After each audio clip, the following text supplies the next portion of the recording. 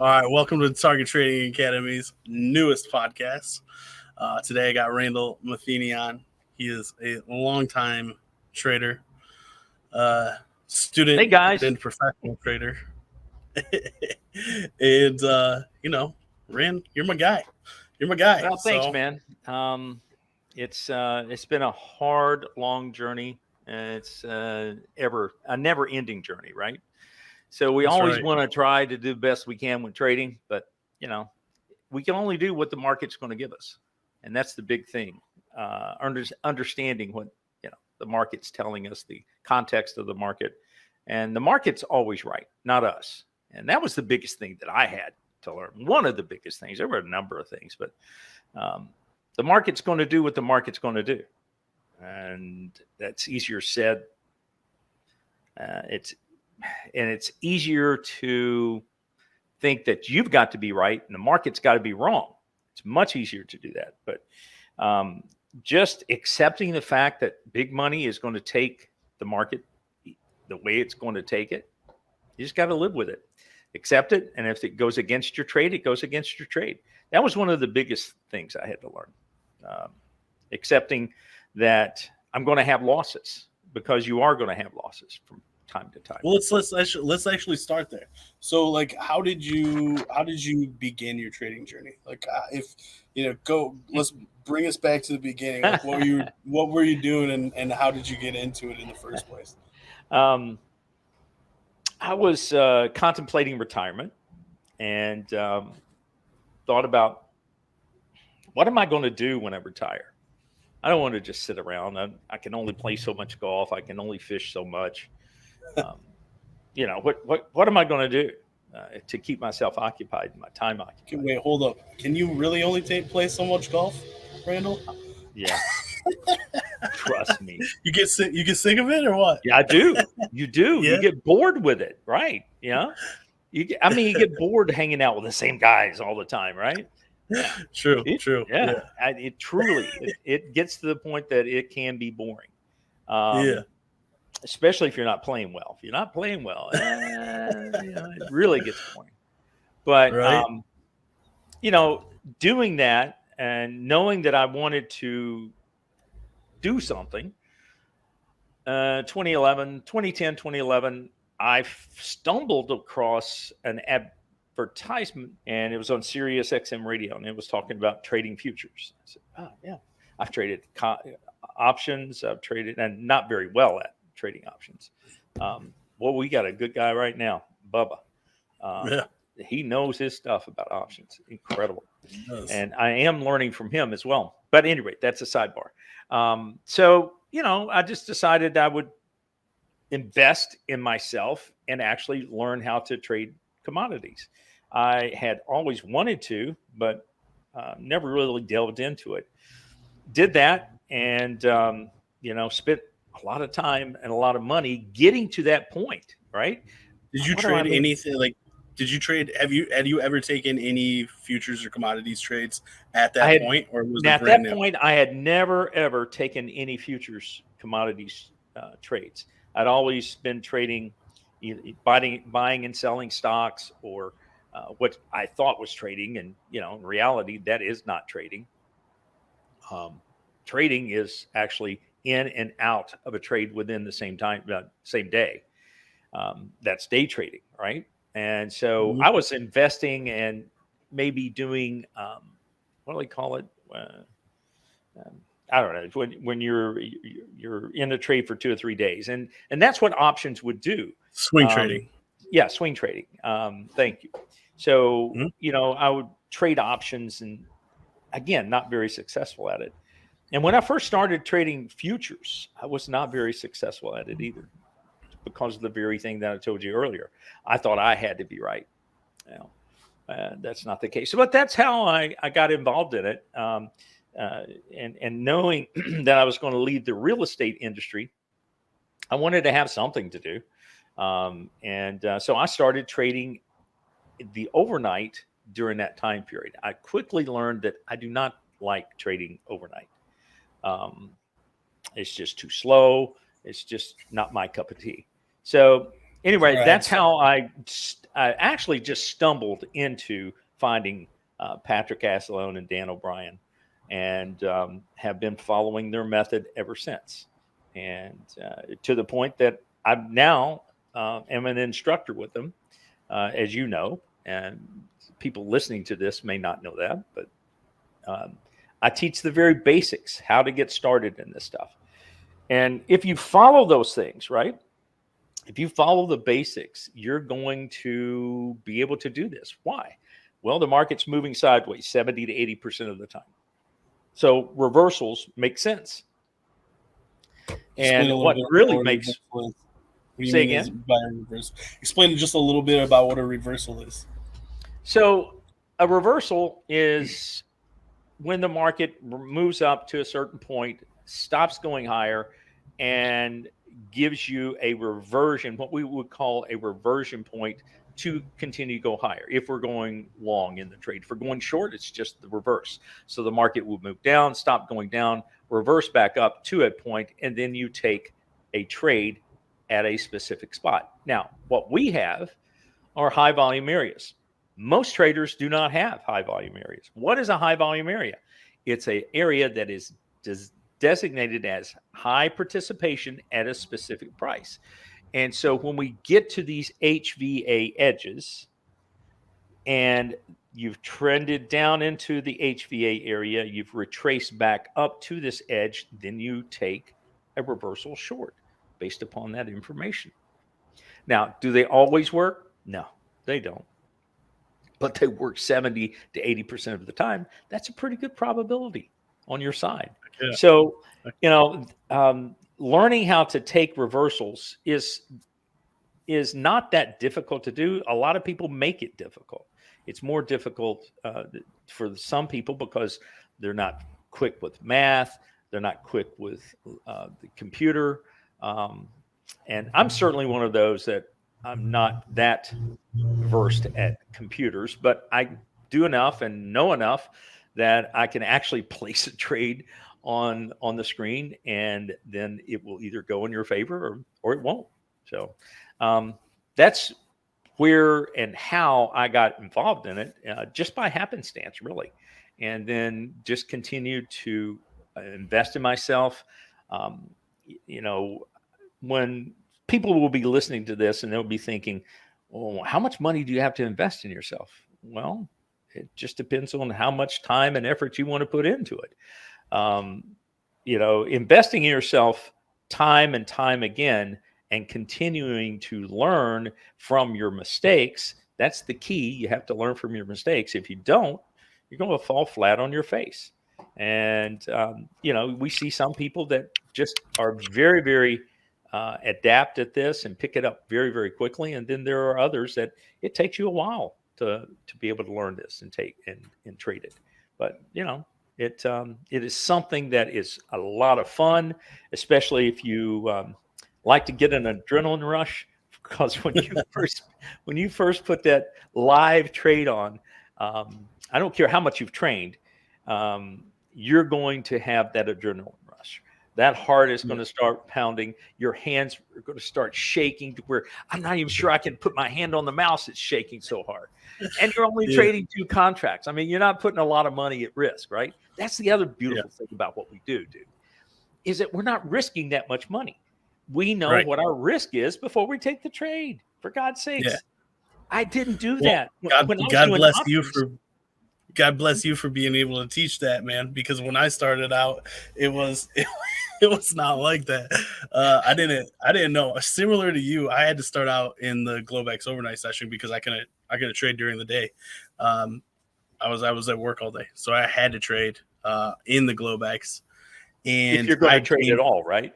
Right, exactly. If I was going to take a trade, I had to do it during the Globex overnight session. And I had just got done with, I didn't even graduate from college, but I was in college at the time.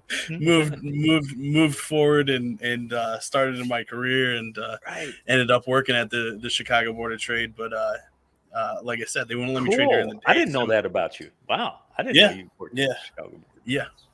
Well, it was with Levin. So you're one of the sales guys I probably talked to way back in the day. Probably talk to me. I know. It's so funny. I remember the bulk of people that I've talked to.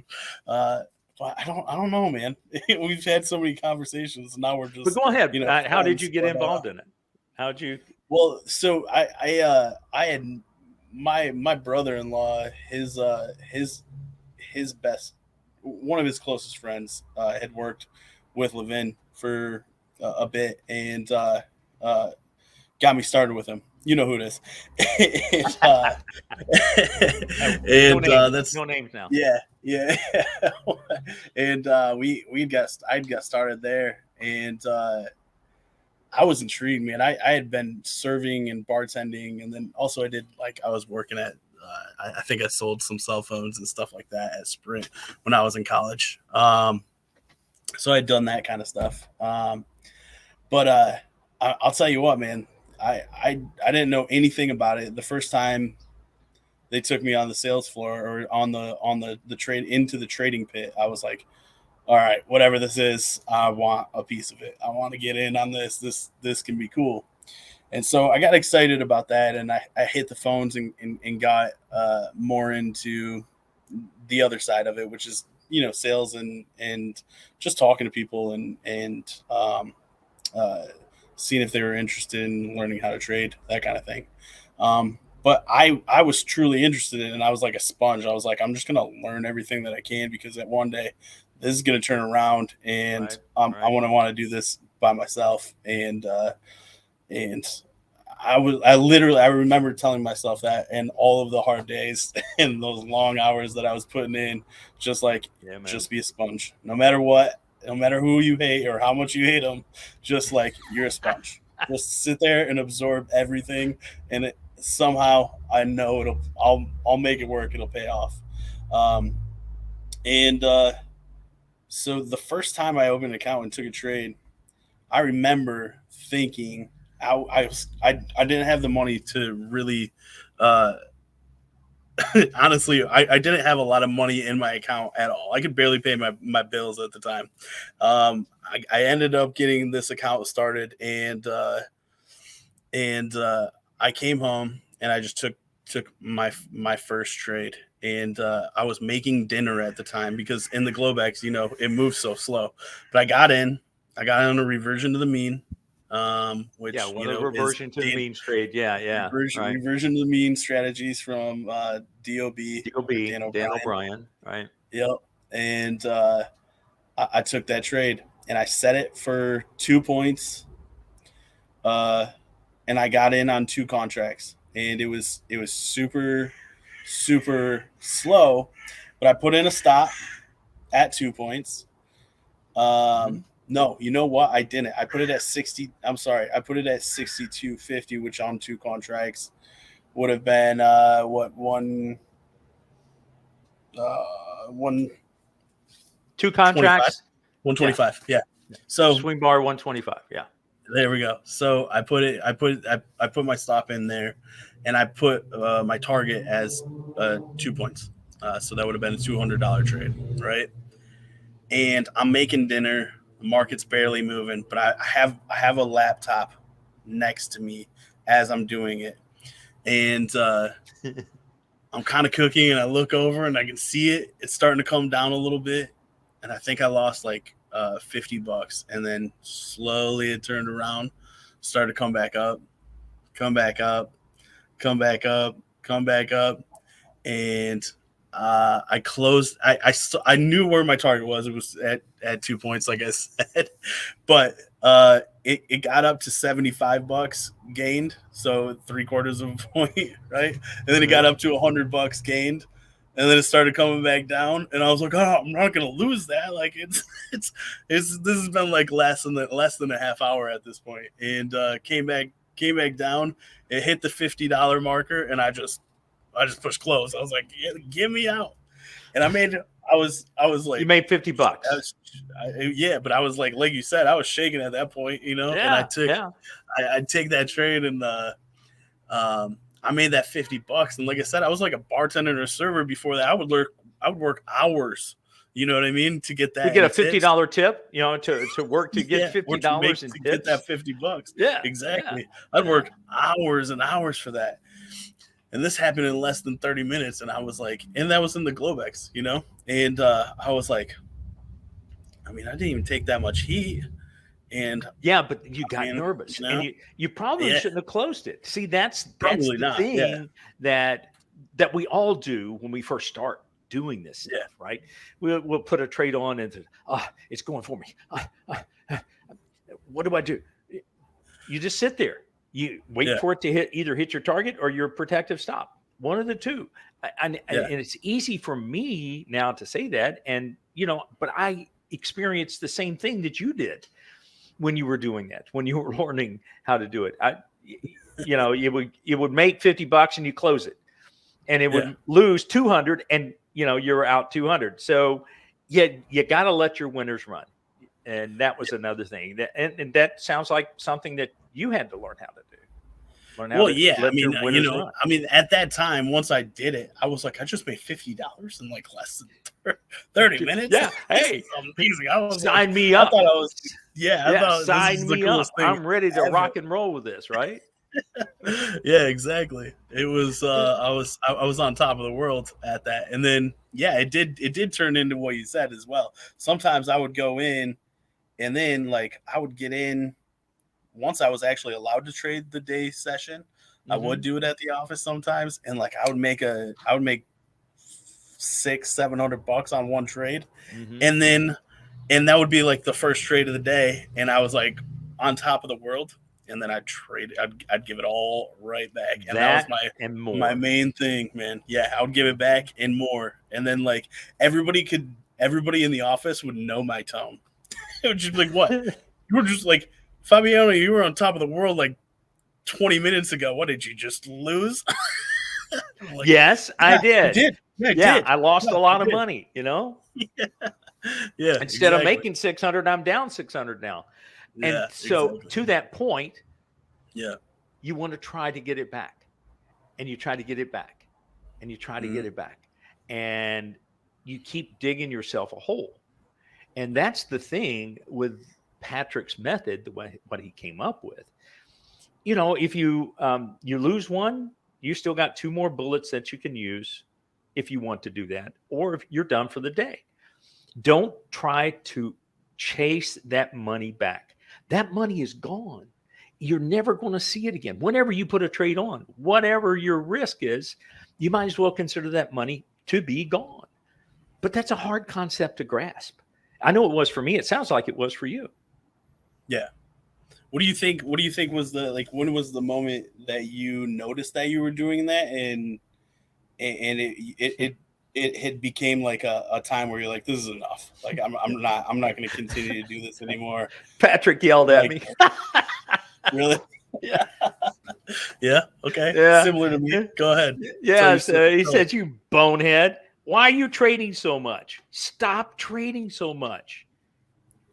That was it. Yeah. I was a bonehead for doing that. Yeah. He probably used a little bit different. Words. Not that nice. Yeah. But right? Yeah, that's when I knew that he was probably right. I was doing nothing but making money for the brokerage firms by doing that, and just continuing trading. Yeah, sometimes you'd keep trading and trading and trading, and then you would get back to break even. But then you look at your commissions, and you're down $300 or $400 just in commissions. It's crazy, right? Yeah. So you made back what you lost, but you spent more than that in commissions. Stupid. Mm-hmm. So just don't trade as much. Yeah. Right. It's hard exactly. to do. When you start doing that, trying to break that habit, that was a hard habit for me to break. It really was. Mine was similar. Like I looked at it as just a way to make money, right? Or lose money. That was it. I never went into it with a money management structure, and it was Patrick that had to teach that to me, and I had to learn that because It's a business. I don't know if I told. Yeah, exactly. It is a business, and that's how you got to treat it. But I got to a point. I remembered I punched a hole in the wall after I lost a big trade. Well, at least you didn't punch your computer. You punched a hole in the wall. I didn't punch the computer, but I punched a hole in the wall, and I was so mad because it really hurt. It really hurt. And so I was like, wait a second. What really hurt? Your hand or the fact that you lost the money? Both. I think honestly the hand hurt more than it, because I remember it, how much it hurt at that time. And I was like, I'm not doing that again. Like, I remember that was like I learned 2 different things on that. Like, 2 valuable lessons. Yeah, 2 valuable lessons. Like, first of all, like, never get this mad about that, just losing the money.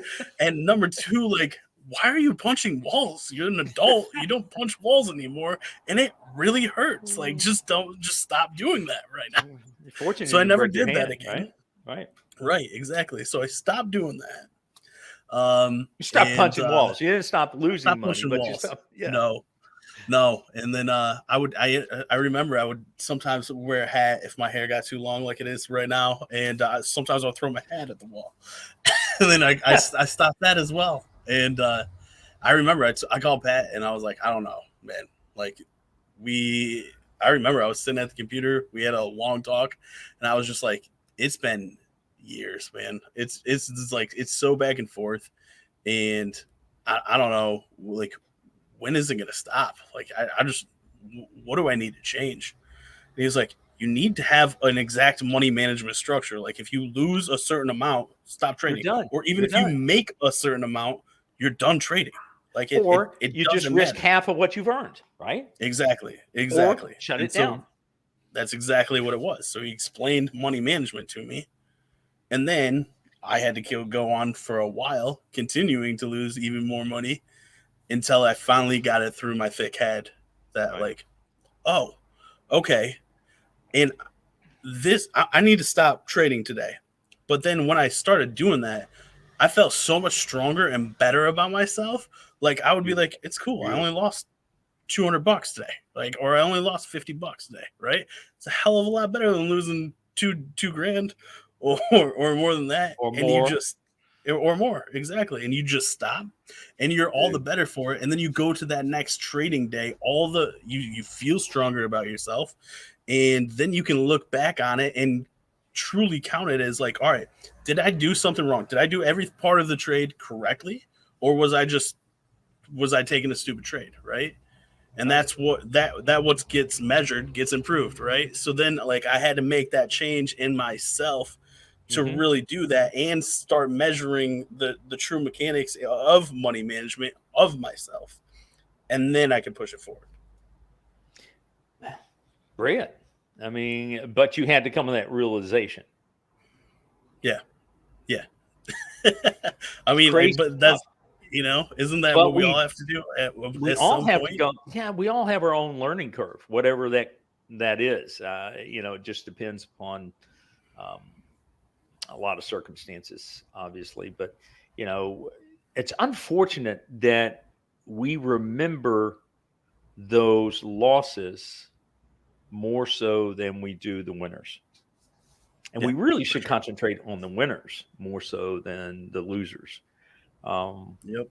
It's, you've got to get those losers out of your mind. Now, granted, you want to learn from the fact that you did some stupid stuff, but you just learn from there and quit and go on.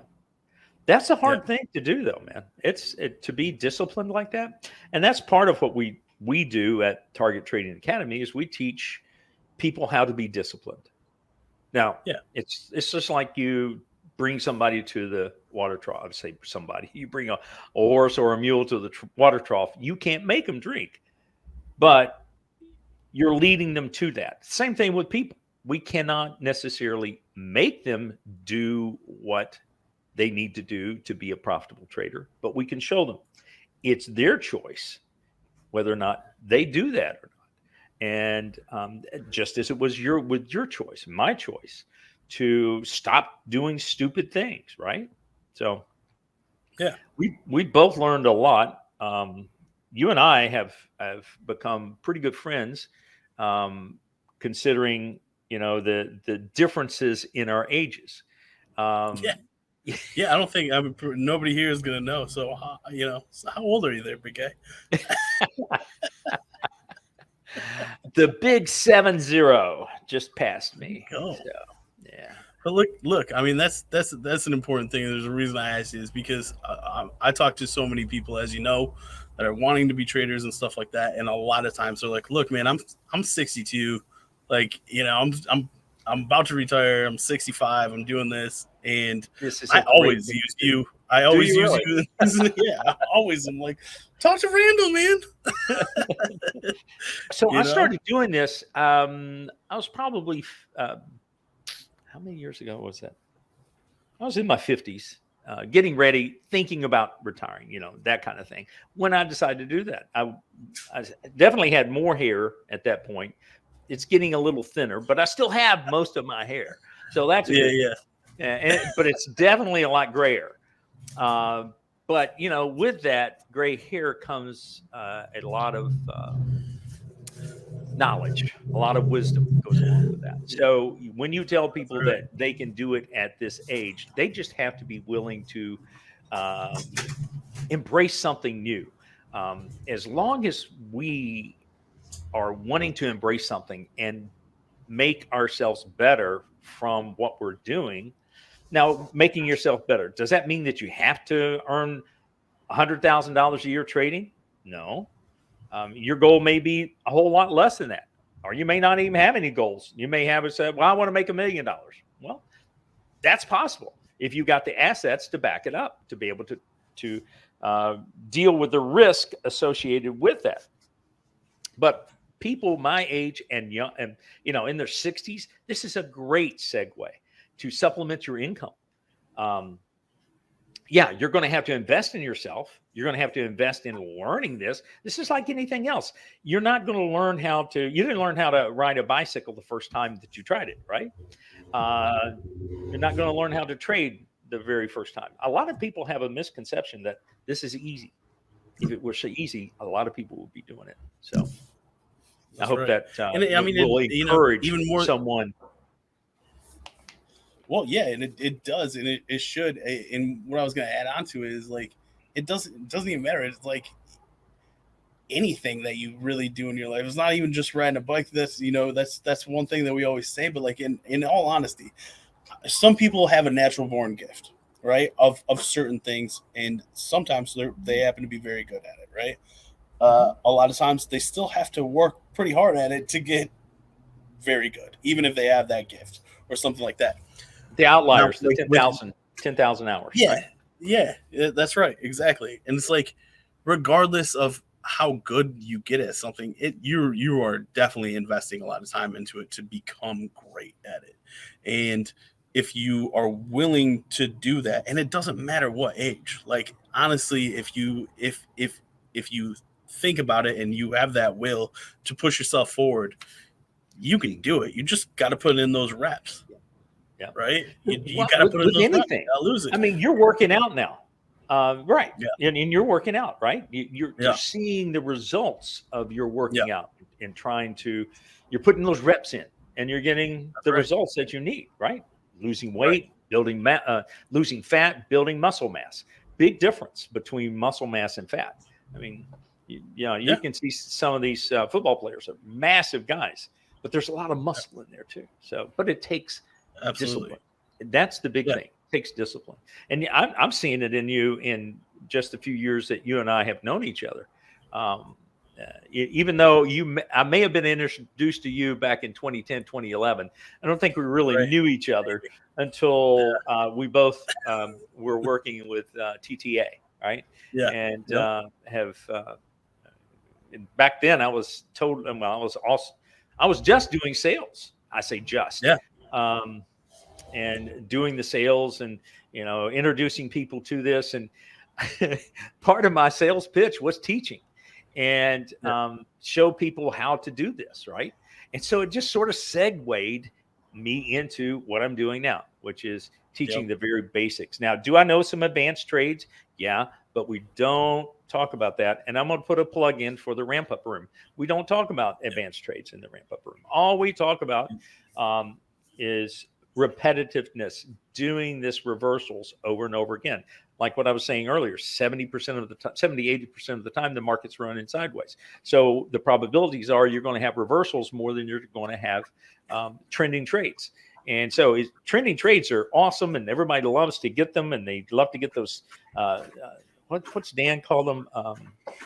10-point Charlie or something like that. Oh yeah, 10-point Charlies. Yeah. When you get the market runners. moves and it moves 10 points in one direction. I mean, that's fabulous. I mean, I'm looking at a chart right now, and the Nasdaq it hit a bottom of 15,548, and it's up to 15,572. That's a big run. That's a big move. And you get those kinds of moves in the Nasdaq and in the ES.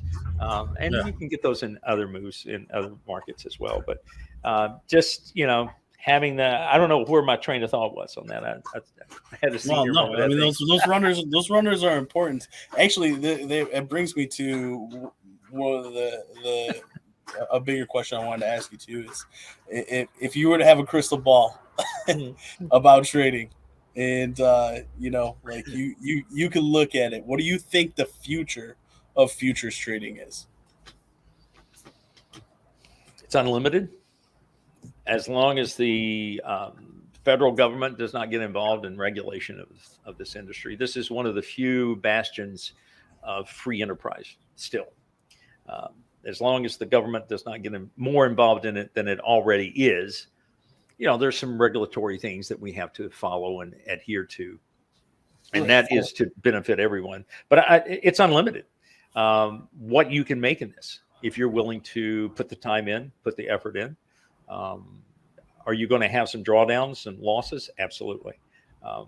Because it's not a get-rich-quick scheme. It's not a scheme. So the longevity of this industry, I see it as something really, really good.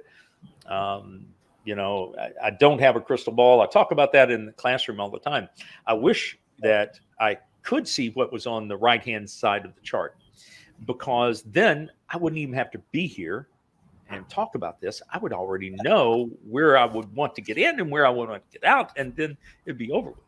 But I don't have that crystal ball. I think that's why I was going to say, like, well, what do you think about on that same point? What do you think about some of the bots, like the trading bots and AI and stuff like that? I mean, there is definitely a lot of opportunity, and we use bots a lot. Like a lot. Do you think that's going to take over? I don't think it'll take over. I think it will be something that we can use to assist us, to help us to trade better, trade more efficiently. Sometimes the markets move so fast, to try to physically put a trade on, you can't do it.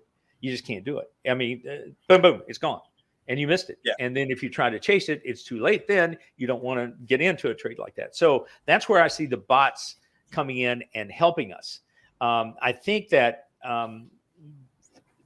the bots have not got to the point yet where it does not need our input or our involvement in decision making. It certainly will do it.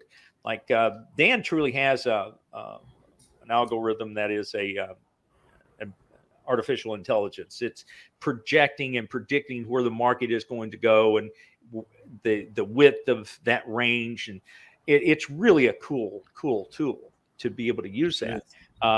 We have another one that Preston came up with, and that's the Pit Viper. Dan's is Karnak, but Pit Viper is more hands-on than Dan's. Well, Dan's is a lot of hands-on too, but I mean, you have to know the context of the market in any of your bots that you're going to be using, and to be able to utilize it and trade with those bots. They are just absolutely fabulous. You throw the trade on, you turn it on, and it will put the trade on for you. What do I mean by that? Well, it will put an order in place for you, and then it's resting there until the market either pulls you in going short or going long. And then your targets are automatically placed on the screen for you in the instant, like a nanosecond. Boom, it's there. And so if the market moves real quickly, you're in and out of the trade in seconds. Now, it could be in your favor, it could be against you. So it's fabulous what these bots can do for us, man. Absolutely fabulous. What do you think? What do you think about the bots? I'm right there with you. I think they're definitely a key to the future, and they are a key to a way of trading. I'll put it like this: I don't usually take a trade now without the bot because it can execute and move my stop and target and everything. Like it can do all of that stuff for me.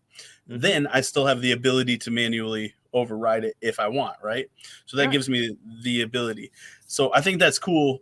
But to add on that, a regular like old school black box program is never going to take over. You have to know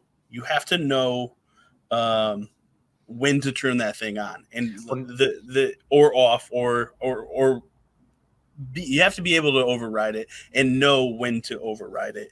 Also, I mean, they can only do so much. I mean, they're fantastic at certain things once you get them dialed in to doing those things. But you also have to have the knowledge. Exactly. You also have to have the knowledge behind it to truly control it. And then when you have both of those combined, it can be absolutely fabulous what you're doing. Yeah, and exactly. And we can't get another thing. I think a lot of people get greedy in their trades, whether you're using the bot or not. I said earlier, I don't think the AI will ever fully take over humans. I'm hoping. Don't know that, but you're right. We have to have the ability to override some of these things. Now,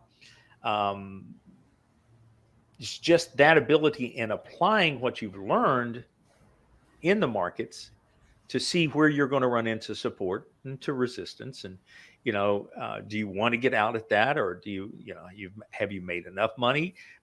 I don't think we could ever make enough money, right? That's the truth, right? I don't know if we'll ever be done chasing it, right? Yeah, exactly. But, dude, what we have to offer to the students is like what you and I both started this stuff early on. We didn't have any of this stuff, dude. I was thrown in, either sink or you're going to swim. Yeah. And I treaded water for a long time. But, Heck yeah. But now what we have to offer to the students now is absolutely phenomenal. These bots, they are just incredible opportunities for new people coming into this industry. And it is a business. I think we talked about that or mentioned that earlier. It's a business, dude. And if you treat it like a hobby, that's what it will be. No more, no less. Is there anything wrong with that? If you've got enough money and you want to treat this as a hobby, hey, go ahead. It's fine. But that's not me. That's not why I got into this. I got into this to make money, to supplement my retirement income.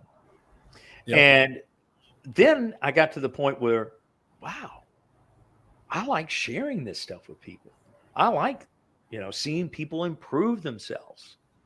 And, people would ask me that, especially when I was doing a lot of sales calls. They'd say, "What, do you trade?" Yes, as a matter of fact, I do. All the time. Well, how are you doing? Well, that's all relative. Comparing. Why are you doing this if you can just be out there making millions? Yeah, because I like sharing the opportunities that are out there. I like to see people improve themselves. I'm a coach to a certain extent. It's fun. It's fun. And, even when I wasn't being an instructor and I was selling, it was fun to see people. And I still have friends that, I turned them on to this, and they still reach out to me. They may not be in the room. Absolutely.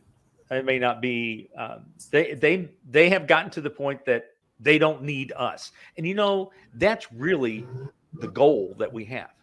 We don't want people to actually need us all the time. It's good that they do need us because or we wouldn't be doing this, right?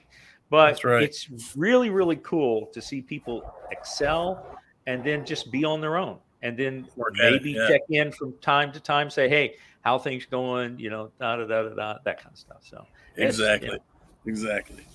So, dude, what do you think, man? Will you come on this one more time with me again? Dude, I'll come on more than one more time. This is fun. All right, man. I love it. Thanks a lot for coming on, and I appreciate it. Thank you very much. You're welcome, dude. I hope that next episode we'll make this part 2, okay? All right, part 2 coming up. All right, man.